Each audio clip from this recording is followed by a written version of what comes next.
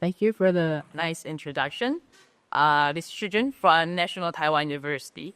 And first of all, it's nice to see some familiar faces here, some old friends, and also some new friends that I met because of this trip. I really enjoyed this visit. Great discussion, great food, and your hospitality. So thanks again for having me here. All right, so before we start, let me say a few words about myself. So like many of you, I do security research with a focus on network security, applied cryptography, and privacy. Besides my academic work, I also led our university hospital's IT security teams for several years.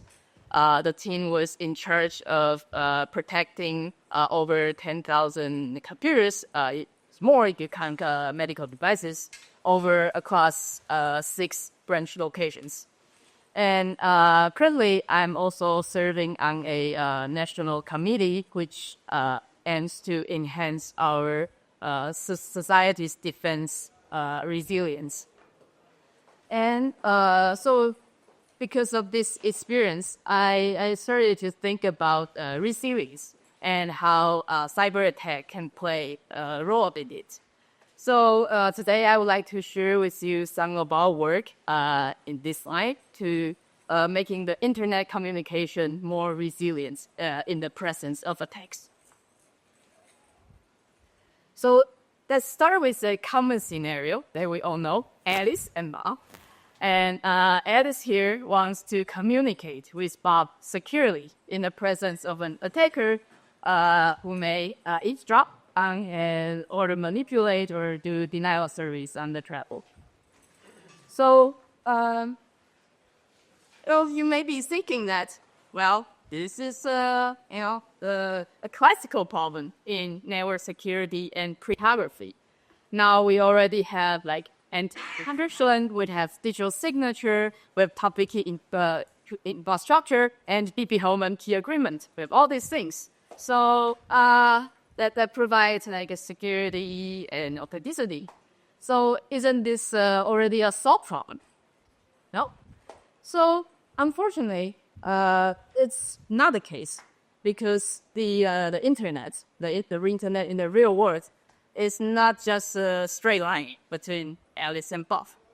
It's a very complex ecosystem consisting of mutually distrusting entities under different jurisdictions and services with very complex and unforeseen dependencies. And also decision makers are treating security as a secondary goal. So to put this into context, so let's consider a concrete scenario. So here is Taiwan, the main island of Taiwan, which rotated 90-degree counterclockwise to fitting into the site. Okay, we don't do like this. Right? Okay. All right. So we had Alice and Bob again. They want to talk. They are both with the island, and they want to talk to each other. So ask the questions. Can critical information be disseminated authentically and privately among Alice and Bob, like our governments and citizens in times of crisis? So the crisis can be natural disaster. We have earthquake, typhoon, a lot of them, or of course cyber attacks. So, for example, Bob may want to visit government website to double check potential misinformation, or Alice and Bob want to share their whereabouts privately after an earthquake. So this is a real problem and a challenging problem that we want to address. And especially when we're facing powerful nation-state adversaries. Okay, so let's think about what may happen when Alice want to send something, send a message to Bob. First of all, the underlying network and the routing infrastructure may be under attack. The path may be silently detoured outside of Taiwan due to BGP hijacking or ISP route optimization for cheaper cost, cheaper routes. Or the path can be damaged physically or blocked digitally by denial service. So here is a very notable threat example. It's the cut of submarine cables around Taiwan. This is Taiwan again.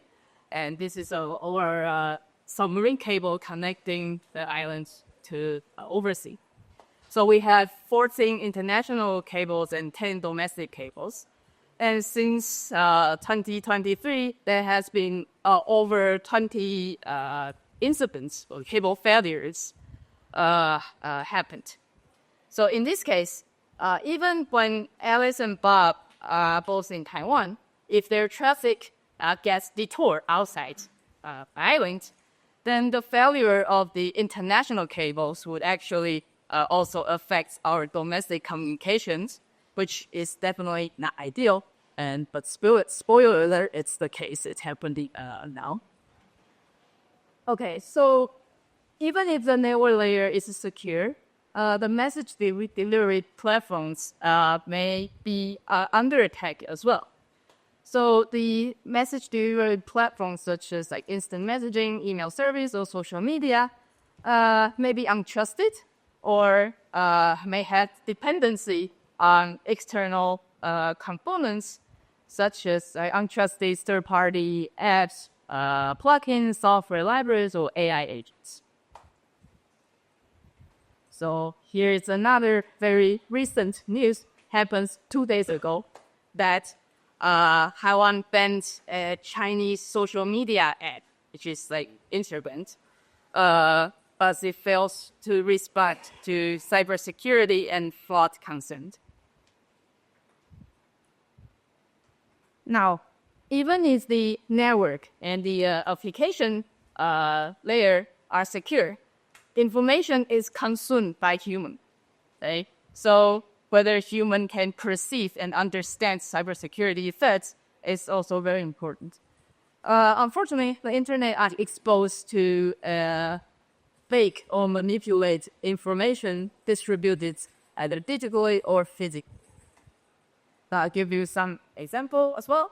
So on the right-hand side, it shows a very puzzling example observed in Taiwan recently. So we observed that there are a number of YouTube video channels post AI-generated videos that promote Taiwan, but with false claims. So like they create some false diplomatic events that never happened. So someone praised you for something you didn't do, so it's really suspicious. And so they're at best trying to get more streaming revenue, or maybe worse, they want to gain your trust at the beginning, and later they can control the narrative at the time of crisis. We all know, so it's just pure speculation. So if you know, then you can discuss. And so besides the digital content, the authenticity of the physical objects is also equally important. For example, like QR codes, which are used widely for payment and information sharing, I think in Taiwan and in Israel as well, so can be physically replaced with something else by criminals and resulting in a new type of phishing. So with all these threats in mind, we think to achieve end-to-end communication resilience would require 3 layers of defense, from the network layer to application and then to the user. So in the rest of the talk, I will introduce some of our work fall into the 3 categories. Okay, so first one, I'll talk about the network layer. We worked a lot on DDoS attack and defense, and the investigation of BGP routing resilience. So first of all, as you may know, like DDoS attacks involve routing the victim's network with a large amount of traffic. But we're interested in advanced attacks that exploit some other factors such as attacks that exploit protocol design flaws to be more cost-effective. For example, what we did in the past is that we try to synchronize distributed bots to conduct a pulsing attack, in the sense that each bot only sends tiny pulse over time, but then over the internet they can synchronize and aggregate into this really high pulse that would destabilize some specific network ports. And another interesting we do is that we are interested in attack that indirectly influence the victims in a way that it's hard to attribute. For example, we also investigate some entity-based defense and found out that they're not as robust as the plans when it comes to transit link attack, which is attacks that targets the internet backbone, so that everybody needs to use the backbone, like, for example, the subway cable cannot reach the destination, although it's very hard to figure out what's going on. And on the defense side, we also worked on, by early work, on still ongoing work, working on trying to build a clean slate, secure internet by design. So you can avoid security flaws by design. But of course, this kind of approach doesn't happen overnight. It takes a very long time. So in addition to considering building a new internet, we also work on a lot on trying to build efficient algorithms to detect DDoS attack flows. So the idea is to have light speed for monitoring and enforcement mechanisms that can provide probabilistic guarantees, and so it can run super fast and make sure we can police every flows to make sure that, for example, they don't use more than a threshold of the bandwidth. All right, so one of our ongoing work is to looking into the routing resilience of Taiwan. Essentially, we would like to know, in reality, how much of our traffic get detoured. Domestic traffic get routed through overseas hubs. So our initial findings suggest in pretty alarming state. A large portion of the traffic does go out of Taiwan and come back. Here is an example, although it's kind of fuzzy, hard to see. So it's basically a route from Taiwan. Taiwan somehow go through Hong Kong and then come back. And the reason is that we found that the reason is probably because the major Taiwanese ISP requires paid peering, the peer peering. So that's why many domestic ISPs in Taiwan decided to peer with global tier ones at overseas exchange, not invest at Taiwan because they don't want to pay that much. So that creates this kind of phenomenon that traffic has to go out and then come back. So this is bad when we encounter these failures of the undersea gate. So I only have 5 or maybe 3 minutes left, so I'll go really quick for the rest of the talk. All right, so let's now move upwards to the application there. Here we study the impact of third-party components on the first-party platforms and then the users. All right, so for example, we investigated popular group chat platforms and their privacy protection against chatbots. And summarizing this table, none of the existing group chat platforms support all the desired security and privacy property. And in the paper, we also propose a solution to that.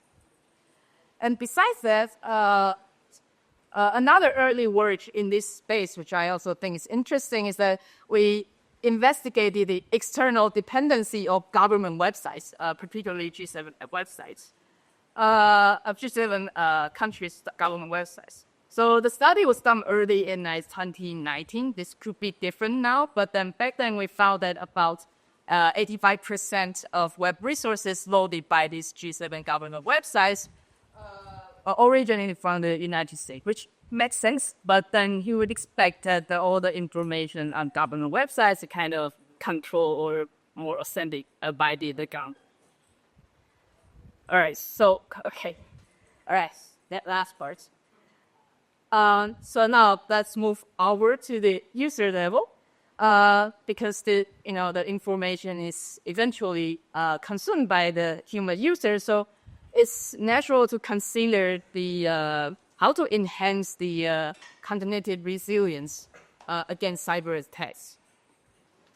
So, for example, one of our recent study, in the study, we investigated user awareness and privacy concerns about chatbots in Goodreads. And what's interesting is that while many users have misconceptions about what chatbots can access, what kind of data they can access, they actually show greater privacy concern after they learn about the correct chatbot permission. So the implication here is that awareness can actually drive concerns and mitigation. All right, final slides. Okay, so to conclude in this talk, I introduced some of the work we have done to trying to enhance communication resilience. So some of the future directions we're interested or we're looking into is that we want to look into more other networking protocols such as DNS, cloud, or other application platforms such as email or video conferences, and also other human factor aspects such as the cognitive resilience against disinformation. So with that, conclude my talk. Thank you.